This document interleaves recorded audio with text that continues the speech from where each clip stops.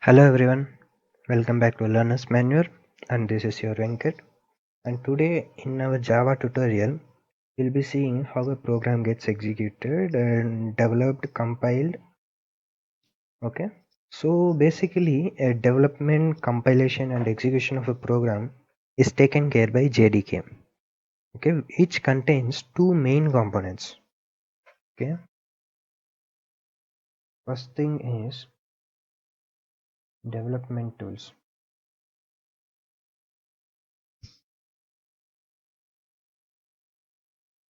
And the second thing is JRE, which is nothing but Java Runtime Environment.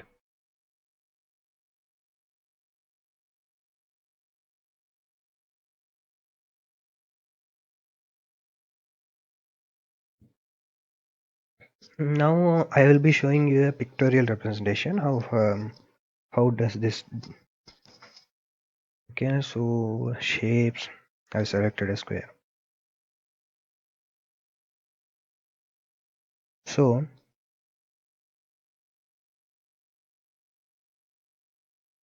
this is JDK. JDK is nothing but Java Development Kit. Okay. So in this there are two things like development tools and Java Runtime Environment.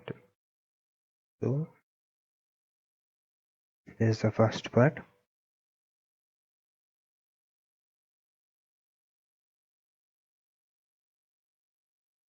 Second part. So this is development tools.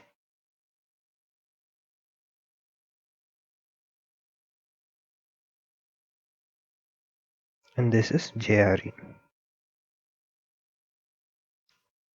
Okay. And so in development tools there are two things. One is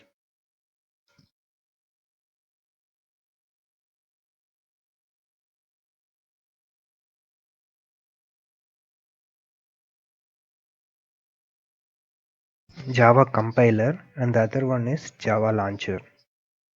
Okay, so this is Java compiler, Java C. Okay, and the other one is Java launcher.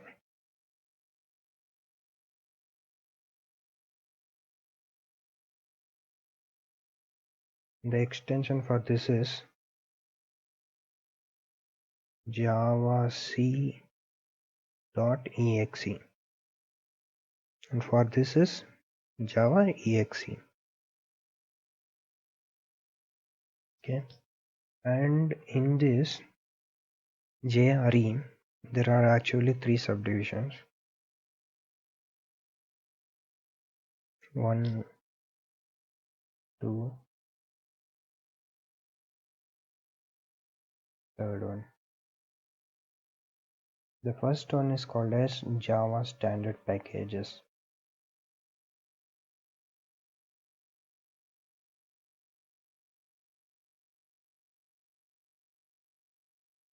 Second one is called as runtime libraries.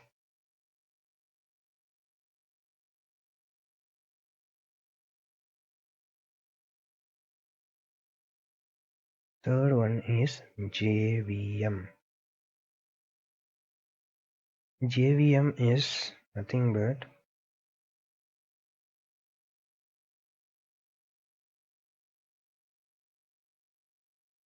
Java Virtual Machine.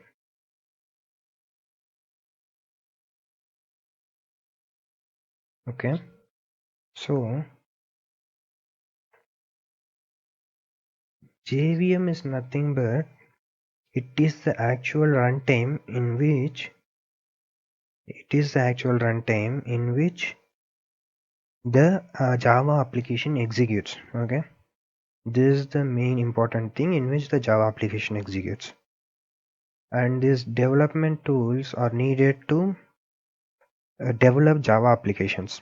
These are required to develop Java applications, and JRE contains libraries and files required by the JVM for executing Java apps.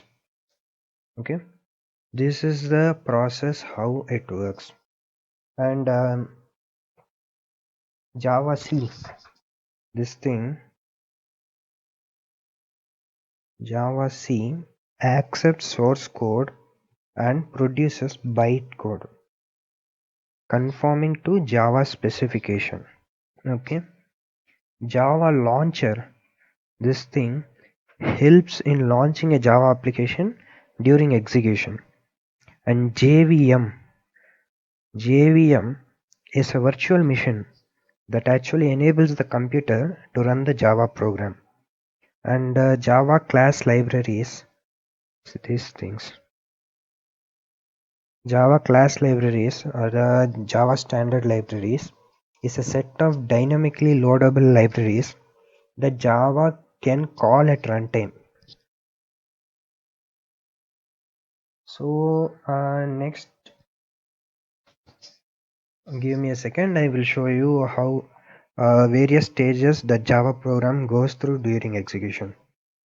So you guys need to understand these all steps so that you will come to know about how a Java program executes, and it would be helpful for you guys in future.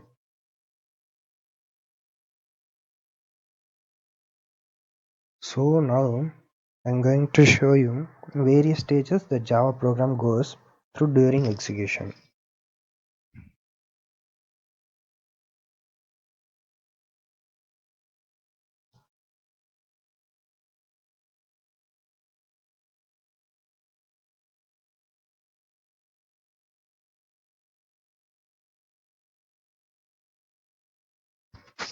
So in this I'll be showing one.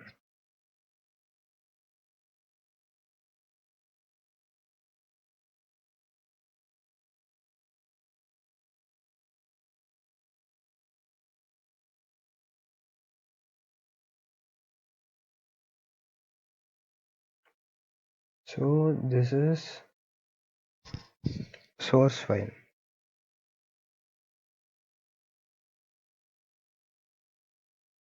means .java.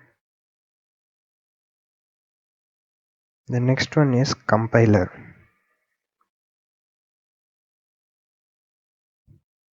Java C. Java C is the Java compiler, and the next you will get after compiling is a bytecode.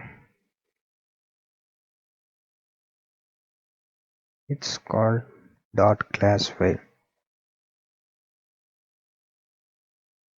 So this is the flow.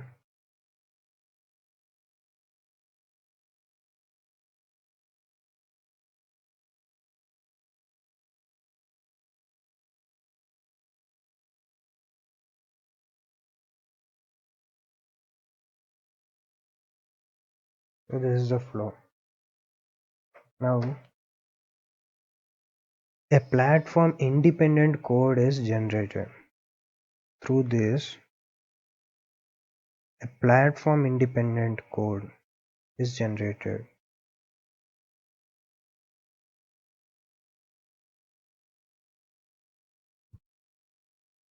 So after this, the main part starts. It's JVM.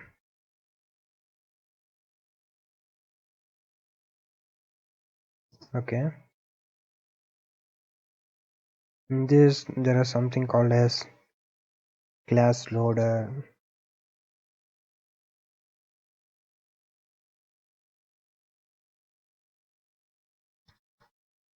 bytecode verifier, interpreter,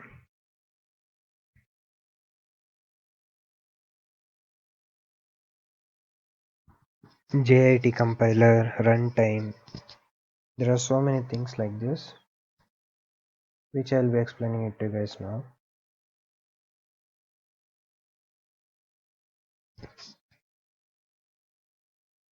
So this is JVM.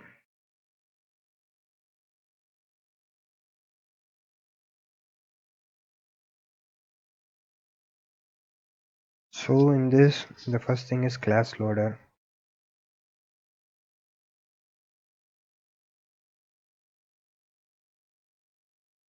Next is bytecode verifier.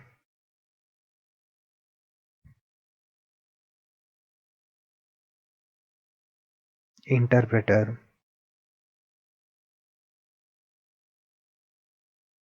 JIT compiler, runtime. Okay, so this class loader, this will load all the class files needed for execution. Okay, after doing that, bytecode verifier.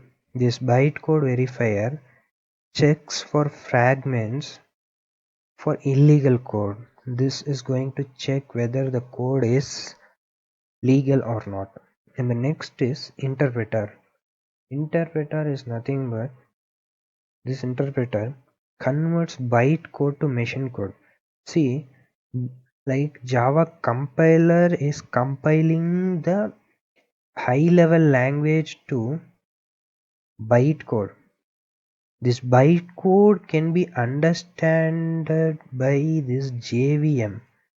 JVM can understand bytecode, but not the system, not the computer. Computer can't understand bytecode.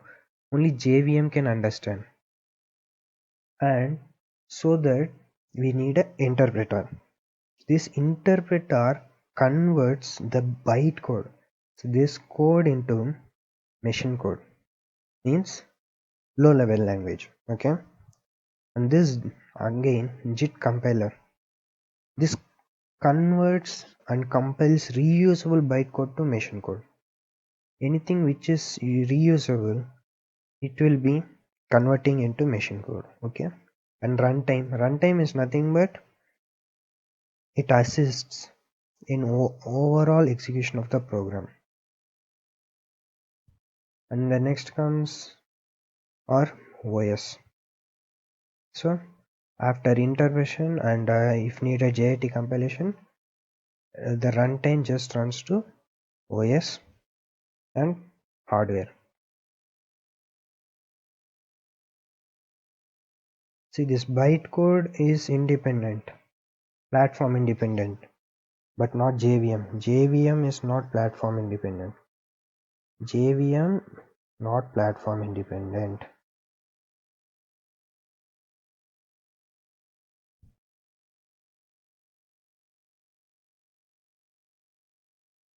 So like Windows needs one JVM, Linux needs one JVM, Mac needs one different JVM. The JVMs differ from OS to OS, but each and every JVM can understand the bytecode. The bytecode is understandable by Windows JVM, this bytecode is understandable by Linux JVM, bytecode is understandable by either Mac's JVM. So all JVMs can understand the bytecode and it sends to the interpreter. This interpreter converts from bytecode to machine code and runtime OS to hardware, and you can run your program. So that's it. These are all the various stages you need to know. So if you guys need to know about how a platform independent bytecode works, just ping me in the comment section so that I'll come to know and I will just make a video of it. Otherwise we can just skip it and we can go into the main programming part of Java. Okay, that's all for today. Thank you for watching this video. Please like, subscribe and share the video, and if you are not yet press the bell button, just press it so that you can come to know whenever I am doing my videos. It will be updated and you'll get a notification. Okay, thank you for watching the video. Take care. Goodbye.